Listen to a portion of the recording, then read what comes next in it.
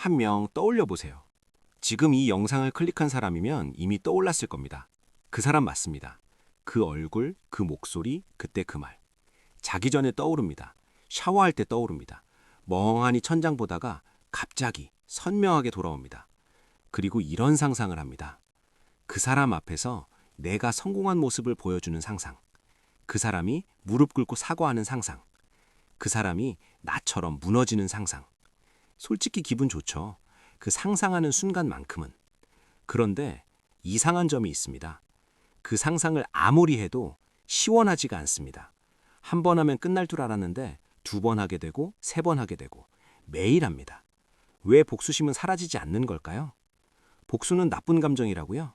뇌는 그렇게 생각 안 합니다. 뇌한테 복수는 보상입니다. 맛있는 걸 먹었을 때 느끼는 그 쾌감, 좋아하는 노래가 나왔을 때 느끼는 그 짜릿함. 복수할 때 뇌가 느끼는 감정이 정확히 그겁니다. 이걸 처음 밝혀낸 사람들이 있습니다. 2004년 스위스 취리히. 과학자들이 사람들을 실험실로 불렀습니다. 그리고 돈을 줬습니다. 규칙은 간단했습니다. 2사람이 짝을 이뤄서 돈을 나누는 게임입니다. 둘 다 공정하게 나누면 둘 다 이익을 봅니다. 그런데 연구팀이 한 가지 나쁜 짓을 시켰습니다. 한쪽에게 몰래 지시했습니다. 배신해라. 돈을 독차지해라. 상대는 갑자기 배신당합니다. 아무것도 모르고 공정하게 했는데 상대가 다 가져가 버린 겁니다. 화나죠. 당연히 화납니다. 이때 배신당한 사람에게 선택지를 줬습니다. 그냥 넘어갈 수도 있고 자기 돈을 써서 배신자에게 벌금을 때릴 수도 있습니다. 자기 돈이 줄어드는 건데 그래도 복수할 거냐고 물은 겁니다. 결과요?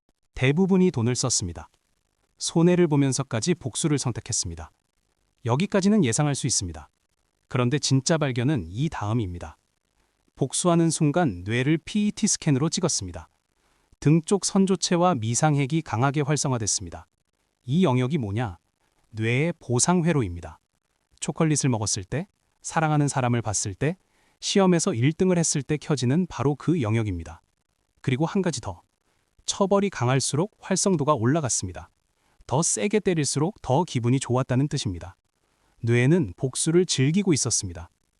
여기서 잠깐 상상해 보세요. 일요일 오후입니다. 카페에서 커피를 마시고 있습니다. 아무 생각 없이 폰을 봅니다. 인스타그램을 열었습니다. 그 사람이 올린 사진이 보입니다. 여행 갔나 봅니다. 웃고 있습니다. 잘 살고 있습니다. 커피 맛이 없어집니다. 속이 뒤집혀집니다. 그리고 자동으로 시작됩니다. 그때 그 일이 다시 재생됩니다. 이게 뇌의 2번째 장치입니다. 반추. 같은 생각을 반복적으로 되씹는 겁니다. 그때 왜 그랬을까? 내가 뭘 잘못한 걸까? 아니, 내가 뭘 잘못한 게 아니라 그 사람이 잘못한 거야. 그때 이렇게 말했어야 했는데. 아니, 이렇게 했으면 더 타격이 컸을 텐데. 하루에 10번, 20번 돌아옵니다.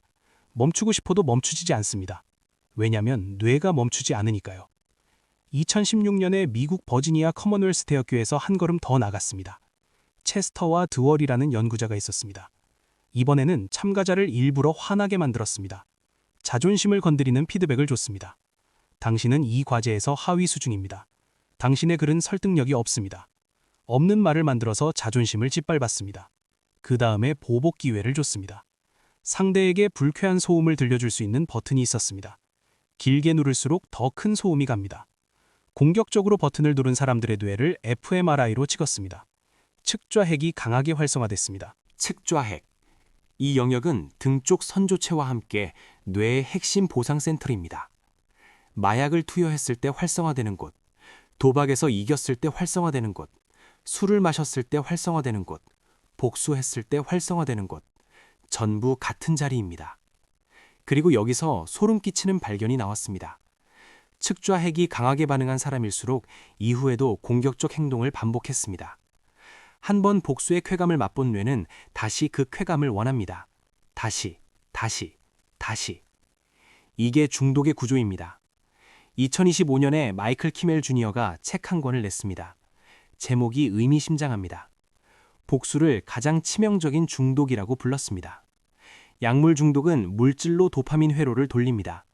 복수 중독은 생각만으로 도파민 회로를 돌립니다. 실제로 손을 쓰지 않아도 됩니다. 머릿속으로 그 사람이 무릎 꿇는 장면을 상상하는 것만으로 보상 회로가 작동합니다. 그래서 복수심은 실행하지 않아도 사라지지 않는 겁니다. 뇌가 상상만으로 도파민을 뽑아내고 있으니까. 뇌가 계속 그 상상을 틀어주는 겁니다. 무료 도파민이니까요. 근데 무료가 아닙니다. 대가를 치르고 있습니다. 반추가 시작되면 뇌에서 두 영역이 과하게 활성화됩니다. 전대상 피질과 편도체. 전대상 피질은 갈등 감지기입니다. 아직 끝나지 않은 일이 있다는 신호를 계속 보냅니다. 편도체는 위협 감지기입니다. 3년 전에 당한 일을 지금 당하고 있는 것처럼 인식합니다. 이 두 영역이 동시에 켜지면 뇌는 비상경보를 울립니다. 몸에서 코르티솔이 쏟아집니다. 코르티솔은 스트레스 호르몬입니다. 호랑이한테 쫓길 때 나오는 호르몬입니다. 단기적으로는 생존에 도움이 됩니다. 문제는 반추 때문에 이게 매일 나온다는 겁니다. 호랑이는 없는데 뇌가 매일 호랑이를 만들어내는 겁니다. 코르티솔이 만성적으로 높아지면 해마가 위축됩니다. 해마는 기억을 관장하는 영역입니다. 기억력이 떨어집니다.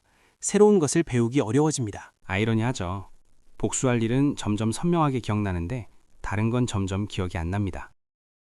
면역 체계도 무너집니다. 감기에 더 잘 걸리고 상처가 더 느리게 낫습니다. 그 사람 때문에 내 몸이 아프고 있는 겁니다. 수면도 망가집니다. 잠들기 어렵고 자다가 깨고 아침에 일어나도 개운하지 않습니다. 자기 전에 그 사람 생각이 나는 게 우연이 아닙니다. 코르티솔이 수면 리듬을 방해하고 있는 겁니다. 심장질환 위험도 올라갑니다. 복수심이 사라지지 않는 건 마음만의 문제가 아닙니다. 몸이 진짜로 망가지고 있습니다. 그 사람은 여행 사진을 올리고 있는데 나는 병원에 갈 일이 늘어나고 있는 겁니다. 여기서 한 가지 점검해 보겠습니다. 솔직하게 답해 보세요. 하나, 그 사람 생각이 하루에 3번 이상 떠오른다. 이건 전대상 피질이 미해결 신호를 계속 쏘고 있다는 뜻입니다. 둘, 그 사람이 잘 되면 기분이 나빠진다. 카페에서 인스타 보다가 커피 맛이 없어진 적 있으면 해당됩니다. 셋, 머릿속으로 그 상황을 다시 재현한 적이 있다. 그때 다르게 말하는 상상, 그 사람 앞에서 멋지게 돌아서는 상상. 보상회로가 상상으로 도파민을 뽑고 있는 상태입니다. 넷, 그 일 때문에 잠을 설친 적이 있다. 코르티솔이 수면을 공격하고 있는 겁니다. 다섯, 주변 사람에게 그 이야기를 3번 이상 했다. 같은 이야기를 반복하는 건 정리가 아니라 반추의 외부 표출입니다. 3개 이상이면 지금 복수회로와 반추회로가 동시에 돌아가고 있을 가능성이 높습니다. 그러면 어떻게 해야 할까요? 포기하라는 말은 안 하겠습니다. 뇌가 만든 회로를 끊는 구체적인 방법을 알려드리겠습니다. 첫 번째, 반추가 시작되면 감각으로 끊으세요. 생각의 문제를 생각으로 해결하려고 하면 더 깊이 빠집니다. 생각하지 말아야지. 이 말 자체가 이미 생각입니다. 그래서 몸으로 끊어야 합니다. 찬물로 세수하세요. 얼음을 손에 쥐세요. 아주 신 것이나 매운 것을 드세요. 강한 감각 자극이 들어오면 뇌는 그 자극을 처리하느라 반추의 자원을 돌릴 수 없습니다. 격렬한 운동도 됩니다. 달리기, 버피, 계단 오르기. 심박수가 급격히 올라가면 전전두엽의 자원이 신체 조절적으로 강제 전환됩니다. 핵심은 타이밍입니다. 반추가 시작되고 20초 안에 감각 자극을 넣으세요. 그 사람 얼굴이 떠오르는 순간 찬물을 틀으세요. 이걸 반복하면 뇌는 반추 시작 신호와 차단 행동을 연결하기 시작합니다. 나중에는 떠오르는 빈도 자체가 줄어듭니다. 두 번째, 머릿속에 있는 걸 밖으로 꺼내세요. 텍사스 대학교의 제임스 페네베이커 교수 연구입니다. 트라우마 경험을 하루 15분씩 4일간 글로 쓴 참가자들이 있었습니다. 아무것도 쓰지 않은 사람들과 비교했습니다. 글을 쓴 사람들은 코르티솔 수치가 유의미하게 낮았습니다. 면역 수치가 개선됐습니다. 병원 방문 횟수가 줄었습니다. 글이 아니어도 됩니다. 신뢰하는 사람에게 말해도 되고 혼자 녹음해도 됩니다. 핵심은 머릿속에서 밖으로 꺼내는 겁니다. 감정이 머릿속에만 있으면 전대상 피질이 미해결 과제로 계속 처리합니다. 꺼내면 뇌는 일단 처리됐다고 판단합니다. 단 주의할 게 있습니다. 같은 이야기를 반복하면 역효과입니다. 그건 반추를 밖에서 하는 것밖에 안 됩니다. 한번 꺼낼 때 감정을 구체적으로 쓰세요. 그때 나는 무력했고 배신감보다 수치심이 더 컸다. 이렇게 감정에 이름을 붙이는 것만으로도 편도체의 활성도가 떨어진다는 연구 결과가 있습니다. 감정에 이름을 붙이면 전전두엽이 편도체를 조절하기 시작합니다. 이름 없는 감정은 괴물이지만 이름 붙인 감정은 관리 대상이 됩니다. 세 번째, 용서를 훈련하세요.